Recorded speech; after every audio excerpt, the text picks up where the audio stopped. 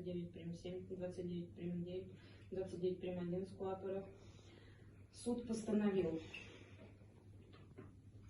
признать Чоршанбиева Чоршанбе Авасхоновича виновным в совершении административного правонарушения, предусмотренного частью 3 со значком 1 статьи 18.8 КоАП РФ, и назначить ему административное наказание в виде административного штрафа в размере 5000 рублей в доход государства с административным выдворением за пределы Российской Федерации путем принудительного перемещения через государственную границу Российской Федерации до исполнения административного наказания в виде административного выдворения за пределы Российской Федерации, поместить Чоршанбиева Чоршанбе Авасхоновича в Центр временного содержания иностранных граждан ГУМВД России по городу Москве. Исполнение постановления возложить на начальника отдела межрайонного отдела судебных приставов по административному выдворению ФСП России по городу Москве. Штраф подлежит уплате по следующим реквизитам: получатель платежа МФК по городу Москве, УВД посла ГУМВД России по городу Москве, лицевой счет номер 047 31 44 77 40 КПК 771 601 201 и НН 771 504 71 44 фото КПМО